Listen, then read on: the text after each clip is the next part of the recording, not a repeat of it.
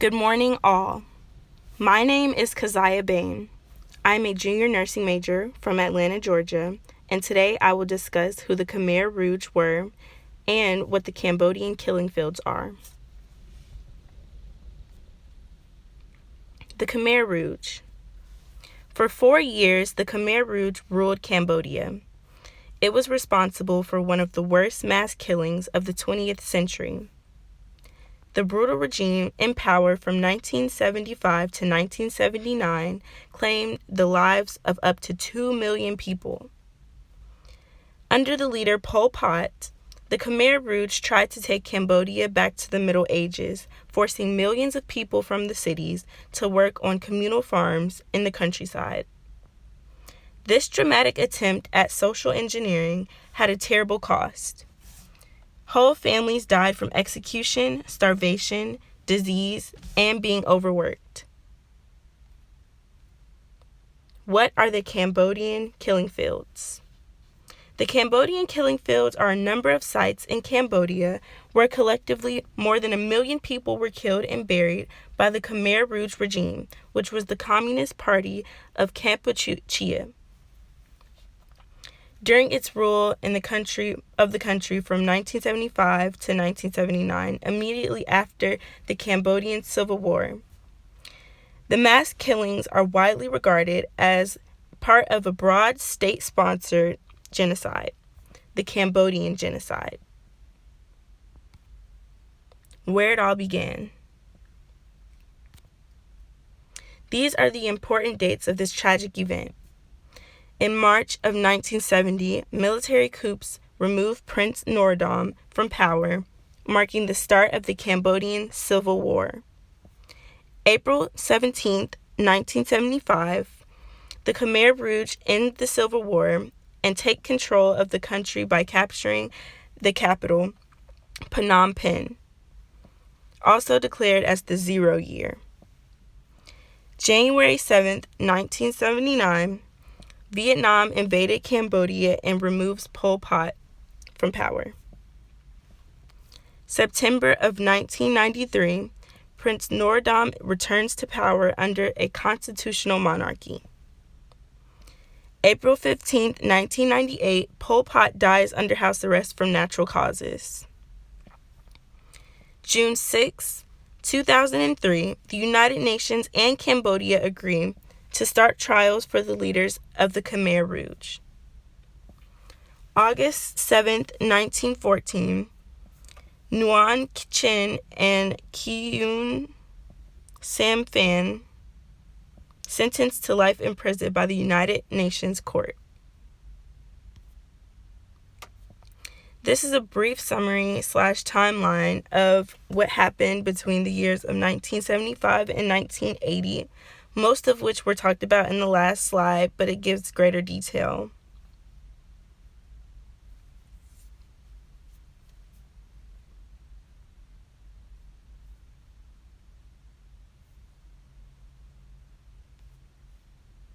The important players of the Khmer Rouge. Pol Pot. He was the leader of the Khmer Rouge. His birth name was Salith Sar. He was educated in France, where he becomes associated with the French Communist Party and changes his name to Pol Pot. He controlled Cambodia from 1976 until his party was overthrown by the Vietnamese in 1979. Prince Norodom. He was the king of Cambodia from 1941 to 1970, when he was ousted by a coup led by General Lon Nol. He sided with the Khmer Rouge in the civil war against General Lon Nol, but was placed under house arrest after their victory in 1976. He returned to power in September of 1993 after the United Nations sponsored election resulted in a reestablishment of the monarchy. Non-Chia. Kampuchean People's Representative Assembly held its first plenary session during April 11th through the 13th of 1976. Chia was elected president of its standing committee. He briefly held office as acting prime minister when Pol Pot resigned for 1 month, citing health reasons. Nhan Chia was forced to abandon his position as president of the assembly along with others as the Vietnamese captured Phnom Penh in January 1979. Kyaw Sam Phan, a former Cambodian communist politician who was the chairman of the State Presidium of Democratic Cambodia from 1976 until 1979. As such, he served as Cambodia's head of state and was one of the most powerful officials in the Khmer Rouge movement. Prime Minister Hun Sen. He was a Cambodian politician who has served as Prime Minister of Cambodia since 1985.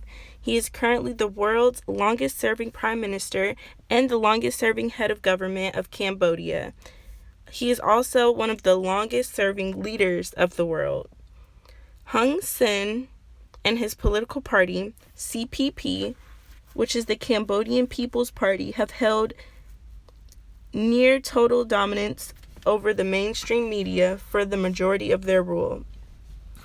Hun Sen was 32 years old when he became prime minister, making him, at the time, the world's youngest head of government.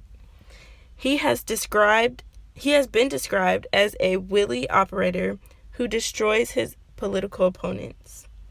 He is also the president of the CPP and a member of the National Assembly of Kandal. These are the maps of Cambodia. This map is a visual representation of Cambodia in relationship to the rest of the world. As you can see, it is east of Africa and located in South Asia. This shows a closer view of Cambodia and its capital, Phnom Penh, which is southeast of Thailand and west of Vietnam. This map shows the killing fields of Cambodia in the red. You can see where the burial sites are.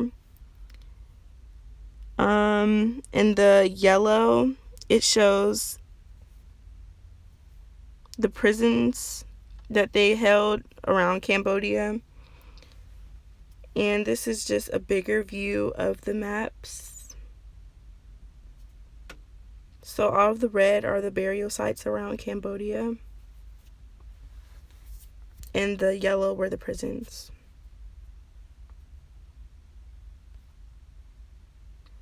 The killing field of Chinong Ik. This is a commemorative stupa filled with the skulls of the victims at the killing fields.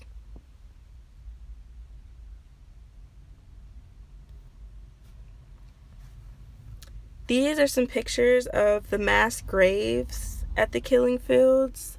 According to Yale University, it indicates that at least 1,386,734 victims were executed, and there's about 20,000 mass grave sites. And to the right are the bones of the victims killed by the Khmer Rouge.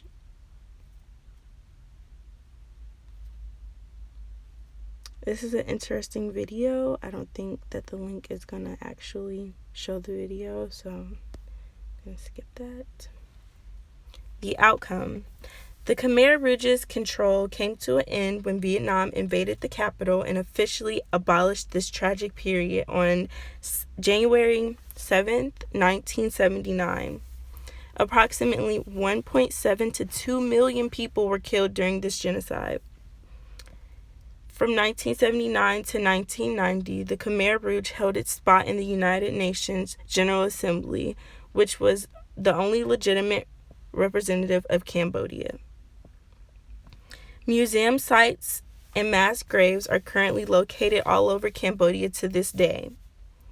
A major issue that still remains is the fact that these Cambodian killing fields still remain for people to continue, and people continue to fight to have these horrible reminders removed.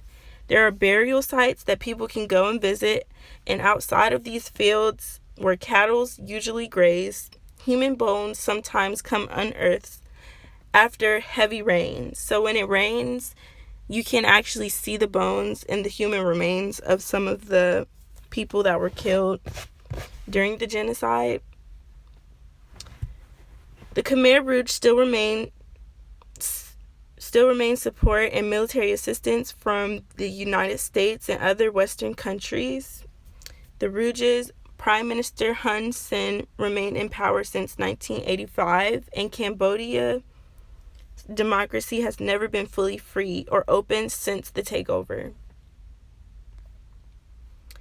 These are a couple of interesting facts and also contributions to the outcome. People around the ages of 50 and older still relive the tragedy. However, only a remaining 10% of people who remember. So there's only 10% of people that actually were there and experiencing the killing, the whole genocide, basically. So now that Cambodia has a more younger population of people under the age of 24, more time has to pass before the nation could even begin to come to terms with its history. These are our references.